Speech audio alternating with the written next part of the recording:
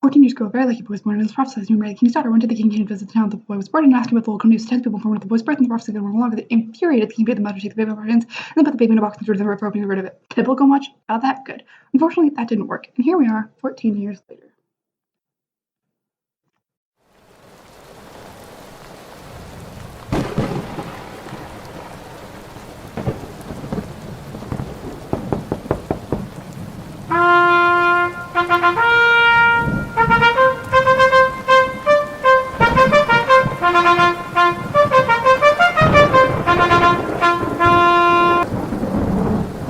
We need to seek shelter at this mill.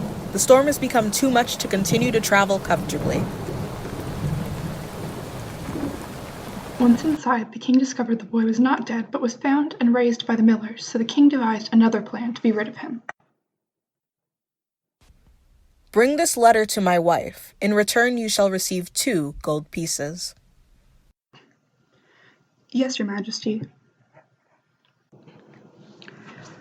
And so off the boy went. Unfortunately, he was not very good at navigation and immediately got lost. Fortunately for the boy, he found a place in the woods to rest when it grew dark.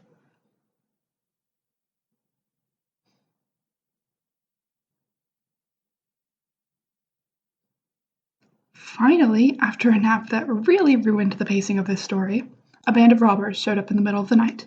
But when they saw the note with instructions to kill the boy, they took pity on him and ripped the note up, exchanging it with instructions to have the boy married to the princess. When the boy arrived at the castle, the queen immediately had him married to the princess, but when the king heard of this, he was outraged. Unless you can bring me 3 golden hairs from the head of the devil, you will never marry my daughter. Your Majesty, I will bring back the 3 golden hairs and have your daughter's hand in marriage when I return. And so the boy set off to bring back the 3 golden hairs, but on his way he came across 3 people and agreed to help them all. A wine well run dry, a golden fruit tree now barren, and a man trapped giving boat rides on the river. When the boy arrived in hell, he met the devil's grandmother, who agreed to help him and hide him from the devil. Come rest your head on my lap after a long day at work, grandson. As he fell asleep, the grandmother plucked a hair from his head.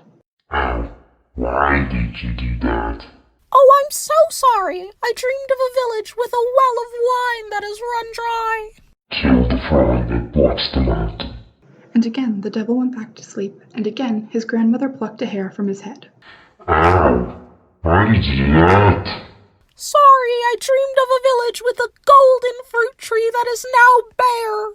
Kill the mouse that chews on its fruits. The devil lay his head back to sleep, and the grandmother plucked the 3rd hair from his head. Ow!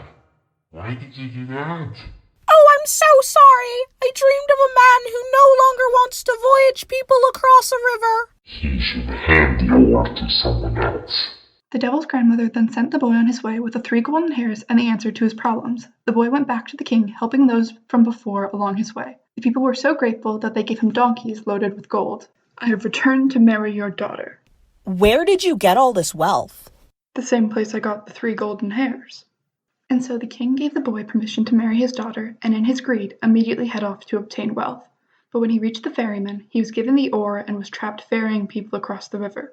Legend says he is still there on his never-ending boat ride, with no one to give the oar to, leaving the boy to rule as king.